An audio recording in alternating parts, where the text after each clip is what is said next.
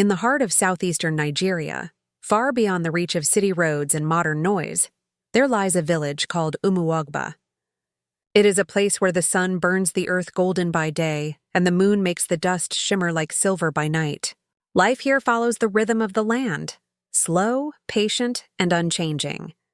The men rise before dawn, their hoes over their shoulders to greet the fields that feed them. The women move like songbirds between the river and their homes, balancing pots of water on their heads, laughter trailing behind them like ribbons.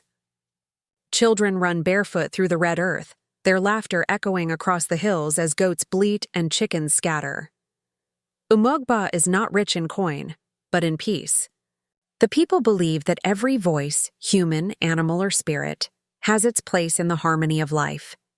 At sunset, the air fills with music, the rhythmic beat of drums, the click of pestles against mortars, and the soft hum of evening prayers offered to Ela, the earth goddess who guards them all.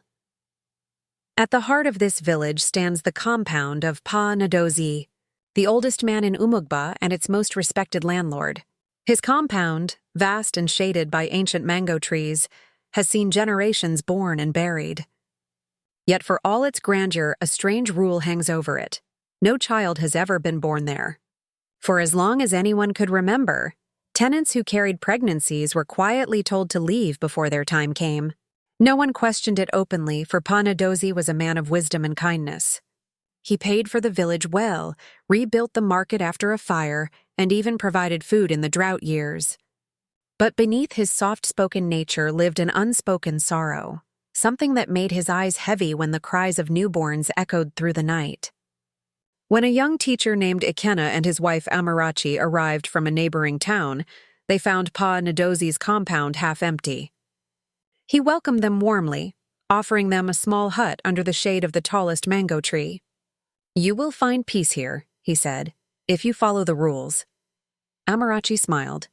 "And what are those rules, Papa?" He hesitated, then replied softly, "No loud quarrels, no breaking of the sacred mango fruits, and," he paused longer this time, "no childbirth within these walls." They thought it strange but agreed, believing it to be one of those old customs that linger long after their meaning has been forgotten. Months passed. The couple grew to love their new home, the smell of roasted yam in the evenings, the laughter of neighbors, and the cool shade of the mango trees that stood like guardians over the compound. Amarachi often sat beneath them, reading or singing softly to herself. Yet sometimes she would feel a presence near her, like someone standing behind her, watching in silence. When she turned, no one was there, only the mango fruit swaying lightly, even when the wind was still. Then one night the air changed. The drums from the nearby village stopped abruptly, and the wind carried a faint sound, like the cry of a child far, far away. Amarachi froze. Ikenna, half asleep, told her it was just a cat. But she knew the difference between a cat's wail and a baby's cry. The sound came again, soft, drawn out, and heartbreakingly real. The next morning she asked the other women if they'd heard it. They fell silent. One of them, old Mama Chica, whispered, "Do not ask about crying children in this compound. Some sounds are not meant for ears that wish to stay peaceful." The nights grew stranger.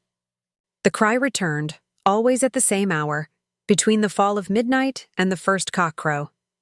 Sometimes Amarachi would find the ground beneath the mango tree damp, as if it had rained there alone. Once, she saw tiny footprints pressed into the dust, leading nowhere.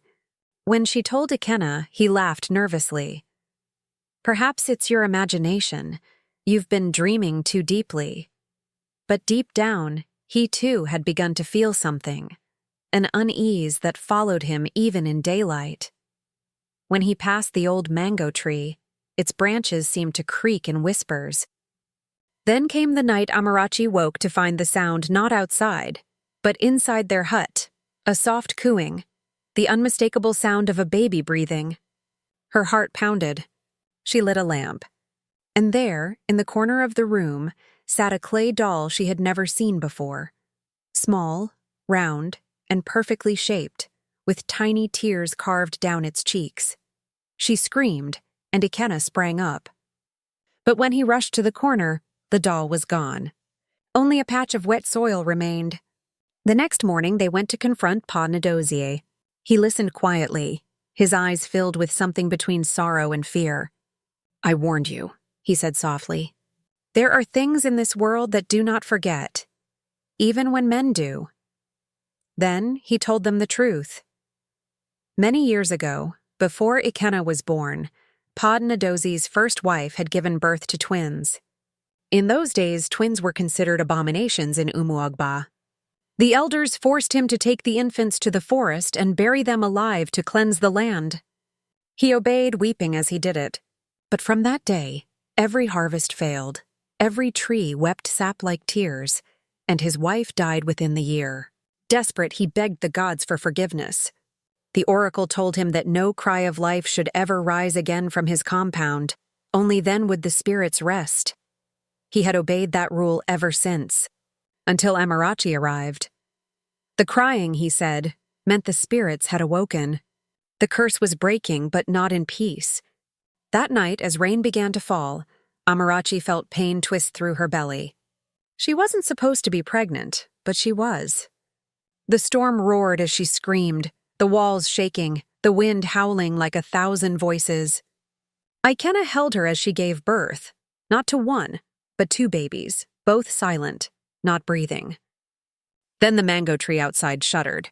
From its trunk came a deep, groaning sound, and the roots began to heave from the ground. The cries of infants filled the air. Not just 1 or 2, but dozens, rising and falling like a tide. The earth split, revealing hundreds of tiny clay figures beneath, all weeping. And through the storm, a woman's voice sang. A lullaby so sorrowful it made the trees bend. When it was over, the rain stopped. Silence fell. Morning crept slowly over Umuogba, dragging pale light across a land that had forgotten peace. The villagers came and found Ikenna sitting beneath the mango tree, holding his wife and their sleeping child. His eyes were hollow, his clothes soaked with dew, and in front of him lay dozens of cracked mango fruits, each split open to reveal the same haunting sight, tiny clay infants curled in silence. No one spoke for a long time. The women covered their mouths, the men removed their hats, and the oldest among them, Chief Odion, stepped forward with trembling hands. "The earth has eaten," he murmured. "And it is full." The story spread across the hills and rivers. Some dismissed it as superstition, others swore it was a warning from the ancestors. But for the people of Umuogba, it became a scar etched into their hearts. Pa Nnadozie's compound was abandoned. The mango tree stood, but no fruit ever grew again. The soil turned gray and hard. Amarachi recovered slowly, sometimes humming the lullaby the spirit Ngozi had sung. Each time she did, her baby stared into the distance, eyes lost somewhere between 2 worlds. Ikenna left teaching and became a storyteller. He told the tale of Pa Nnadozie's curse, not as horror, but as a lesson. "The earth does not forget the cries of the innocent," he would say. "When we bury our wrongs instead of seeking forgiveness, they grow roots, and one day those roots will rise." Over the years, the legend of the crying mango tree became part of Umuogba's soul. On the night of the red moon, villagers still gather in front of the old compound. They light small lamps, lay clay dolls on the ground, and sing lullabies to appease the restless souls of the unborn. They call it Udo Noir, the peace of the child. It reminds them that silence is not always peace, and that forgiveness cannot grow in soil watered with secrets.